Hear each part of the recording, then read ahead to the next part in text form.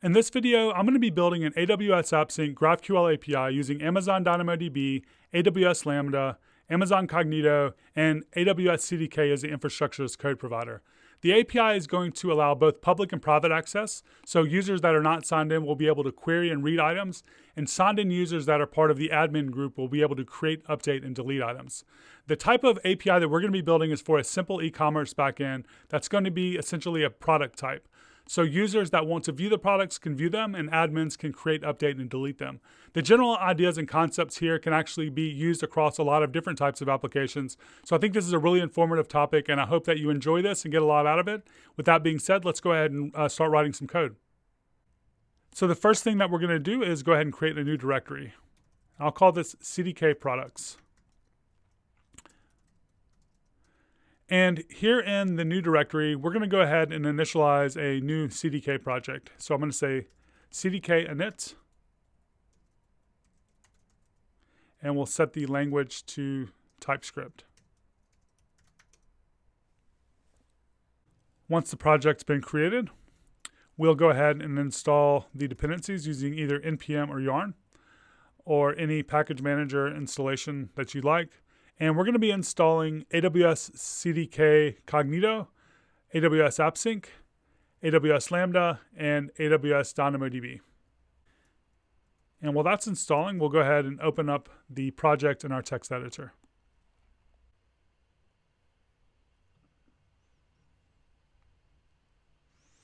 The code that we're going to be working with is going to be over here in the lib/CDK products stack folder. CDK products stack file. And here we're going to kind of write the entire stack within this one class. But to get started, before we start writing the code, let's go ahead and import the imports that we're going to need. So we're going to import CDK core, AWS Cognito, AWS AppSync, DynamoDB, and Lambda, because these are the 4 APIs that we're going to be working with. Next, we'll go ahead and create our user pool. Now, the user pool is going to be how we allow users to sign up using Cognito. And to create a user pool, we just call new cognito.userpool, passing in the scope and an ID. And then we set all the settings that we would like for some basic, sign up with username, password, and email. Finally, we go ahead and create a user pool client. And the user pool client allows us to interact with this application from a client-side application. So this could be a React or a front-end client using JavaScript or some native platform, or in our case, we're going to be using this client ID to interact from the AWS AppSync dashboard later on. The next thing that we want to do is we're going to go ahead and create our GraphQL API. And to create the GraphQL API using authenticated access with Cognito, we first need to go ahead and create the Cognito user pool, which we've done. And then next, we're going to go ahead and create our AppSync API. To create an AppSync API, we call new appsync.graphql API, passing in the scope and an ID as well. Here, we're passing in the name. We set where our GraphQL schema is going to be located, which is going to be kind of where we write our code for our GraphQL schema in just a moment. And then we have our authorization config. Now, this is especially, something we should take a look at for this video, because typically a lot of the videos that I've done have a single type of authorization, meaning that you can only sign in and use this API or interact with this API using either Cognito user pools or API key. But what we're basically doing here is we're setting a default authorization type, meaning if we hit this API, by default, we're going to be setting it to API key, but we can also set the headers to have an Amazon Cognito user pool type of authorization, and then therefore we would need to be passing in the access token from the client.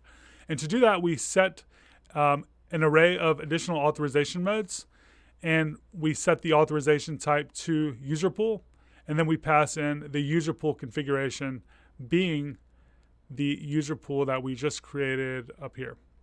So we set the user pool variable, and we're kind of referencing it right here. And that's really it on creating the AppSync API stuff. Now we need to actually write our GraphQL schema, where our GraphQL code is going to live for our, for our schema. So what I'm going to do is I'm going to go ahead and create a new folder called GraphQL, and here I'm going to create a schema.graphql, and this is going to hold the schema for our product type. So here we have a type of product. This is going to be kind of like an e-commerce item where we have an ID, we have a name, a description, all of the other metadata like a price and a category and a SKU that we might want to need.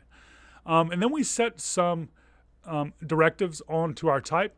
And here we're basically saying we want people that are both signed in using Cognito, but also using an API key to be able to interact with this type. So we're kind of decorating this, setting the two different types of authorization access that we'd like to enable. We're saying API key as well as Cognito user pools. We have an input type for creating a product, and we have an input type for updating a product. The input type for creating a product, the ID is not required because we're going to be allowing the API to create the ID on the server if one isn't passed in. But whatever items in addition to that are required in the type itself, we are requiring them here. So we're basically saying we have to pass in a name, description, price, and category, and we're kind of making sure that that's the same on the input. And then finally for the update, this is a little different because the only thing we need for sure in the update input is going to be the ID, because we need to know which item needs to be updated. And then from there, we're going to kind of allow users to modify any properties that they would like. So we're not kind of saying you have to pass in anything else other than the ID. Now we have a couple of queries and mutations. For the queries, we want the queries to be accessible by users that are signed in, but also users that are not signed in. So we are also attaching the @AWS API key directive and the @AWS Cognito user pool directive because we want to have both public and private access for these queries. The mutations are the ones that we only want signed in users to access. So we're going to be looking at how that works in just a moment. But we're creating 3 queries, one for getting a product by ID, one for listing a product, for listing all products, and the last one for getting an array of products by category, meaning we want to have an additional data access pattern. This is going to be something we set up using DynamoDB with a global secondary index. We want to be able to say, okay, let's just pass in a category and we want to hit a query using a GSI on DynamoDB. This is also going to be both public and private. For our mutations, we want to have create product, delete product, and update product. Now, for us to define the authorization rules that we would like to have here, we're going to decorate this mutation with the @AWS Cognito user pools directive, and then we're going to pass in an array of Cognito groups, meaning that anyone that is within this group, so if I sign up a new user and I put them in this group, they're going to be able to hit this API with these mutations, and they're going to be able to do these updates. So this is kind of where our authorization or fine-grained access control is starting to come into play a little bit here. And then finally, we're going to create a basic subscription listening for when a new product is created. We're going to be able to kind of subscribe to that event and maybe get new products as they come in real time. This isn't anything real important for this tutorial. It's just something I like to do because it's pretty easy to do with AppSync, creating subscriptions. Okay, so that's it on the actual GraphQL schema itself. Next, we're going to go ahead and create the Lambda function that we're going to be needing, because what we're going to basically be doing is having our Lambda function having the GraphQL API mapping the different requests into the Lambda function, and we're going to be writing our business logic in JavaScript. So we're going to go ahead and create a Lambda that I'm calling product Lambda. Here we set the runtime, we set the handler function, which is going to be main.handler. It's going to be located in a folder called lambda-fns. And I like to bump the memory size up to at least 1024. This just makes the function faster, and a cold start is faster as well. And then finally, we're going to now attach a data source to our GraphQL API by saying api.add lambda data source, passing in an ID and the function that we would like to be a data source. Because with AppSync, you can have different types of data sources. You can have a DynamoDB table directly, which means you have to write VTL, but in our case, we want to write JavaScript, so we're going to be kind of using a Lambda function as a data source. You can also map to Elasticsearch. You can map to serverless Aurora as well, or a none data source, which is something we're not going to cover today. So now that we've set the Lambda data source, we need to now map our resolvers to this data source. So we need to basically say, okay, when someone says create products, we want to map it to this function here. So this is fairly simple. All we need to do is now reference this Lambda data source variable and say create resolver. So we're going to say lambda ds.create resolver, and here we have to pass in the type name, which is going to be query, and the field name, which is going to be whatever field name this is going to be. So in our case, we have 3 queries, 3 mutations. Therefore, we're going to have 3 queries here and 3 mutations. So here we're doing, list products, products by category, mutations, create, update, and delete product. And finally, we need a way to store this information in a database. So we need to create a DynamoDB table. And then we also want to give access from the Lambda function to the DynamoDB table. So let's go ahead and create the table. To do that, we're going to go ahead and say new DynamoDB.table, passing in, again, the scope and an ID. We're going to set really the main things to keep in mind here, the partition key. We want the partition key to be having the name of ID. That's going to be a string. This kind of maps well to our product that has an ID here. Next, we want to go ahead and add that global secondary index. So to do so, we'll say, we'll reference this product table and we'll say add global secondary index, giving it a name and setting the partition key to be category. So this way, when we hit this query passing in a category, we're going to be basically querying, hitting that GSI, getting that nice selection set of data that we're looking for. Finally, we need to access this table from our function. So we're going to say product table.grant full access product lambda, and this is going to go ahead and give access to the DynamoDB table from our function. And then we want to go ahead and add an environment variable. So we're going to say product lambda.add environment. We're going to create a new environment variable called product table that we're going to now be able to reference within our function. It's going to be process.env.product table. That's because this is a dynamically created name that we don't really know the name of. And to get that name, we can just say product table.table name. Okay, so that's pretty much it as far as our infrastructure is concerned. What we're going to do now is to create our mapping of the different, let me go ahead and fix the indentation here. The mapping of our resource names into a CFN output. Now this means a couple of things. One, when we deploy this, all of these values are going to be printed out to our console, our terminal, but we can also have the option of mapping these out into an external file. This is typically really good if you're building a client application and you want to have those resources locally. So in my example, maybe if I'm building a front end, I might want to be able to have like the GraphQL endpoints. I might want to have the API key and things like that, as well as the user pool ID and the user pool client ID to have an authentication on my client side project. So that's kind of it as far as our infrastructure is concerned. Next, let's go ahead and create our Lambda functions folder. So to do that, we're going to go ahead and create a new folder here called lambda.fns. And in our Lambda functions folder, what we want to do is we're going to be working with a npm module within our Lambda functions. So let's go ahead and change into that new directory. And we want to go ahead and do an npm init, create a package.json. And then we're going to add the UUID library. The UUID library is going to be a way for us to create unique identifiers on the fly. Like I mentioned, if someone creates a product and they don't pass in an ID, we're going to create that ID for them. So here in our package.json, we see that we have our UUID dependency. Okay, so that's it there. The next thing we want to do is let's go ahead and create some of our Lambda functions. And the first thing we want to do, though, before we create those, let's go ahead and create a product type. The product type is what we're going to be using to reference with TypeScript within some of our other code that we're going to write later. So we want our product type to match our GraphQL schema pretty well, where we have an ID, we have a name, a description, a price, a category, inventory values.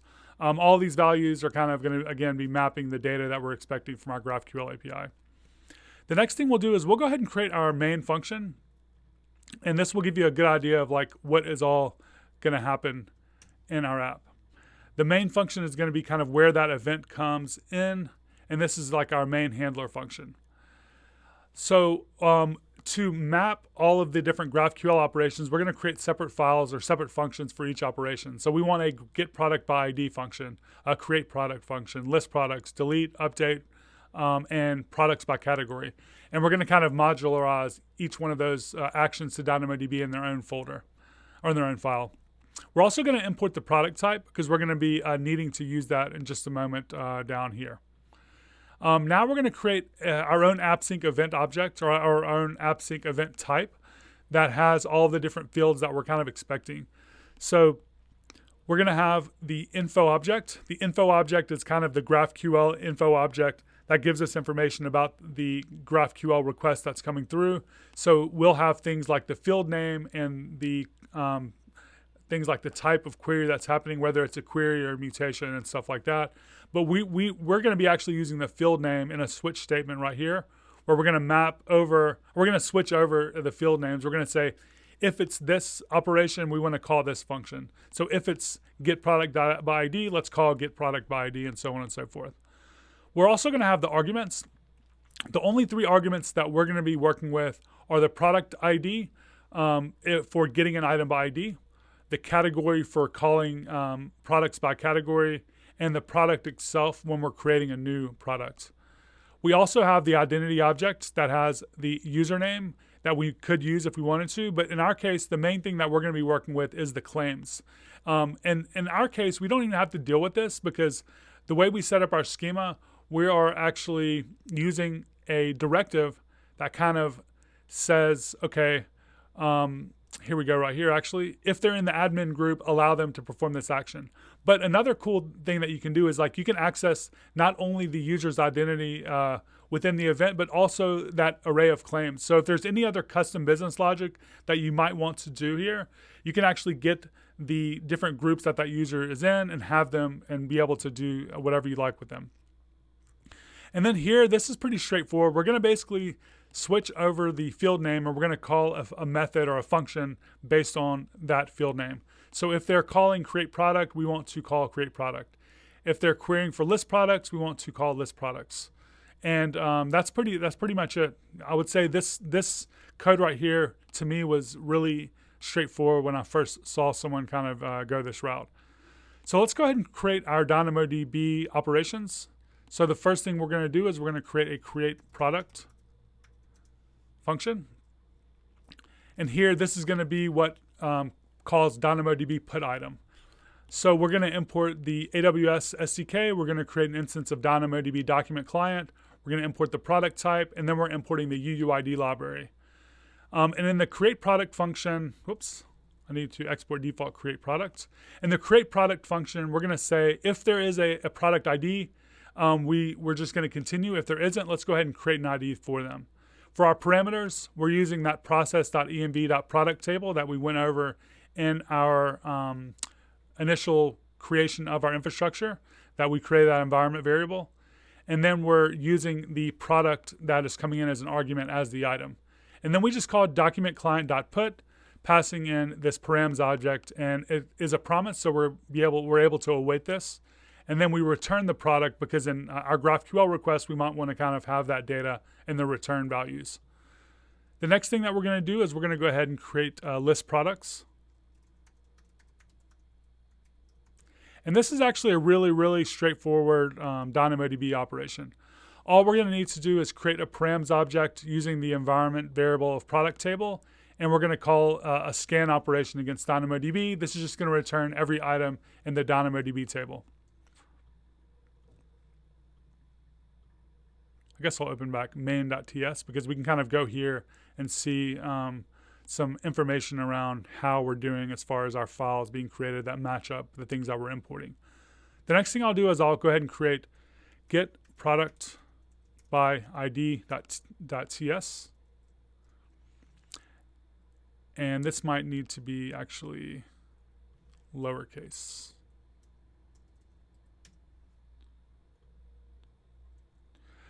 Get product by ID is going to take in a product ID as an argument. we're going to create a params object. The ID is going to be the product ID, and then we're going to call document-client.get, passing in the params. That's a very straightforward operation as well. I think a lot of these are pretty straightforward except for the update product, which we're going to go over in just a moment, which has a lot more logic going on. So the next one we'll do is delete product. Delete products is going to be taking in, again, a product ID. And all the params need is the environment variable for the product table as well as the ID, which is the product ID.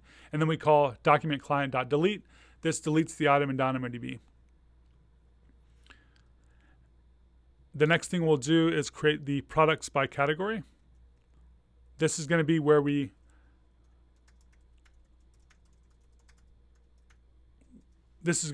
query the DynamoDB table using the GSI, the Global Secondary Index.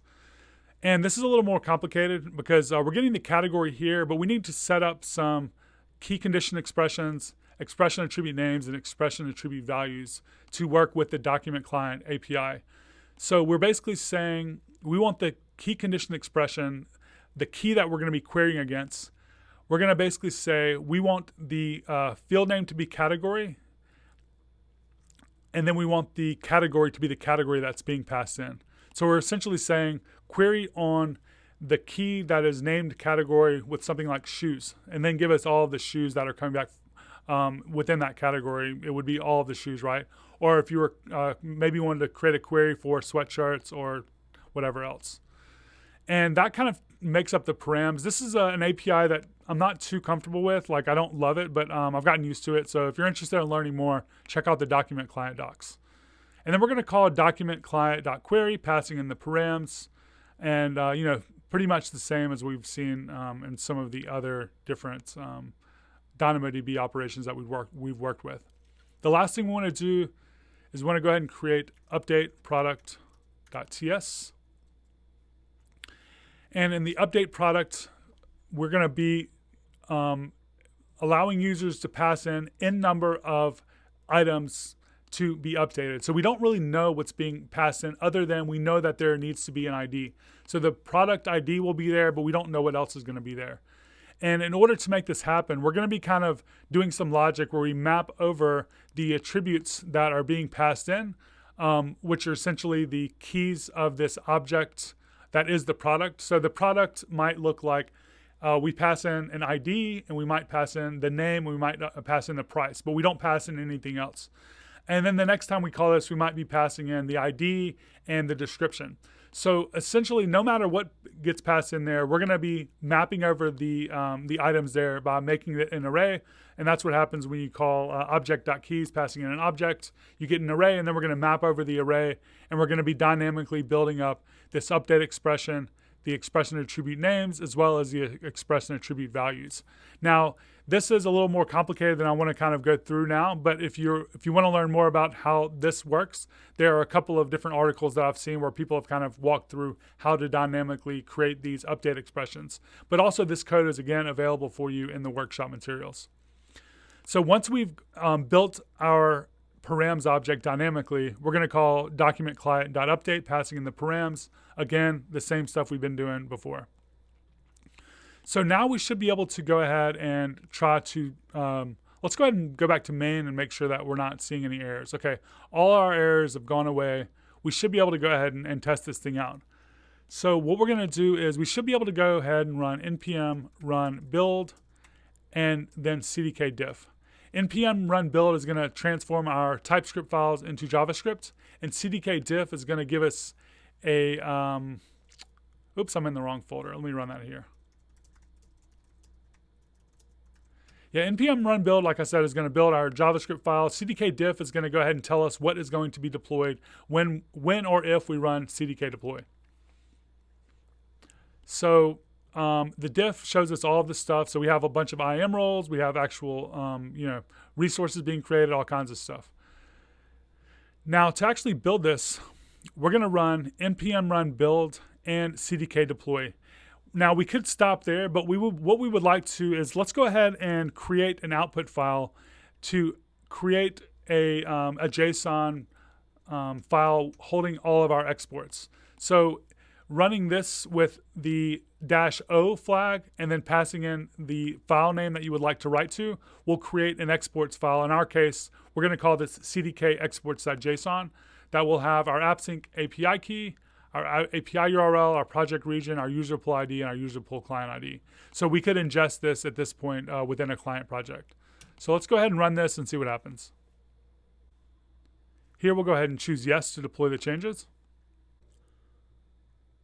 Once everything is deployed, we should see the outputs printed to our terminal.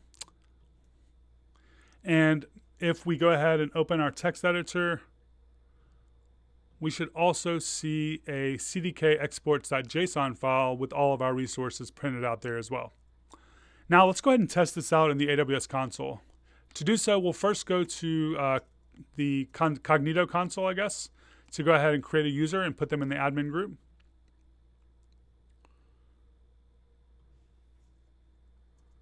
So we should be able to look for the CDK products user pool. And here I'm going to create a couple of users.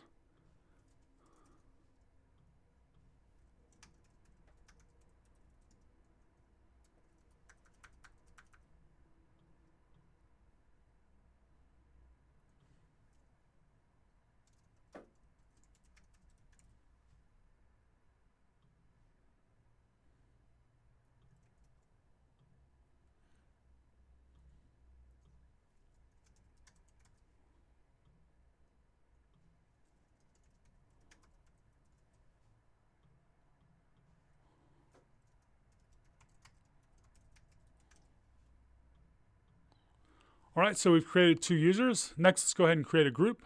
The group needs to be named admin with a capital A, because that's kind of what we set up in our API. And now I'm going to add myself, Dabbit3, to the admin group. Okay, so now we've been added to the group. The next thing we'll do is we'll go ahead and open the AWS AppSync dashboard.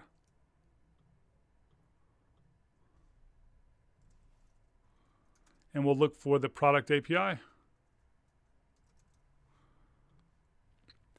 And the first thing we'll do is we'll go ahead and try just a really basic query because we have 2 forms of access. Let's keep it an API key, which is public.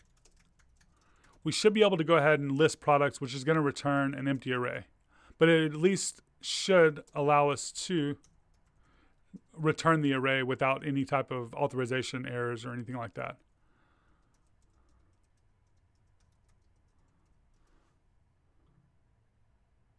Okay, so that operation works as a public user. Next, let's go ahead and create a mutation.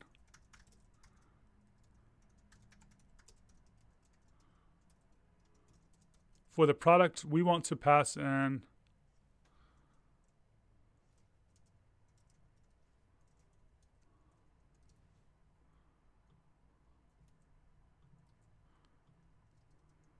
we're going to pass in all the things that we need. So we need a name,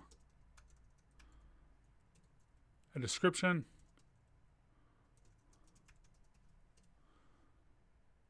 we want to pass in inventory,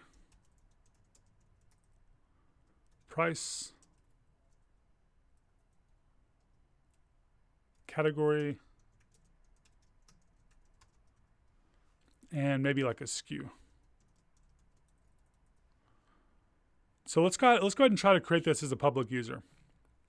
When we try to create this, we get this unauthorized exception, which is exactly what we expect. Next, let's go ahead and try to sign in as one of these users. The first user I'll try to sign in as is Dabbit3. This will go ahead and force us to go ahead and update our password since it was manually created.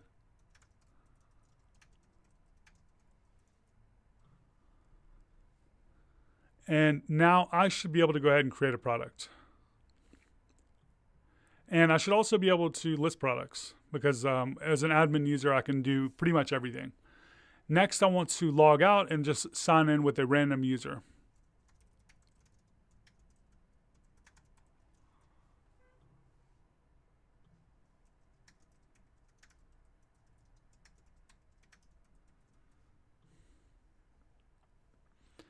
And the mutation I might want to do is update product.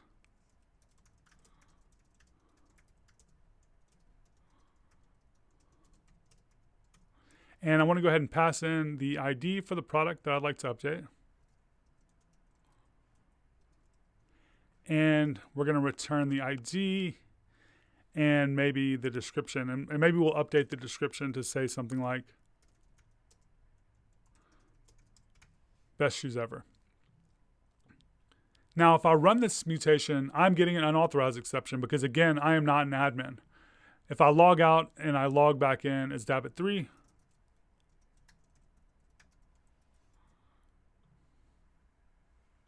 I'm able to update the product. And then when I call list products, I see that my shoes are coming back and I have the new title and the new description actually there. All right, so that's about it. We kind of walked through everything I wanted to show here. I think using this as a guideline or like as a base, you can do quite a bit. I think the whole idea here is understanding how to access that user within AppSync, not only dealing with the directives on the schema, but also working with the user and all of the user metadata within the event in the Lambda function. It's extremely powerful. So this is actually one of my favorite stacks. I really enjoy working with this stuff. I really enjoy building stuff with both the Amplify CLI as well as CDK, interacting with them from Amplify clients, mobile, web, all that stuff. So really fun stuff to work with for me. So I really, really appreciate your time and for checking this video out. If you liked it, definitely like the video and subscribe to my channel. Spread the word if you know anyone that might be interested in this stuff. And until then, I will see you next time. Thank you.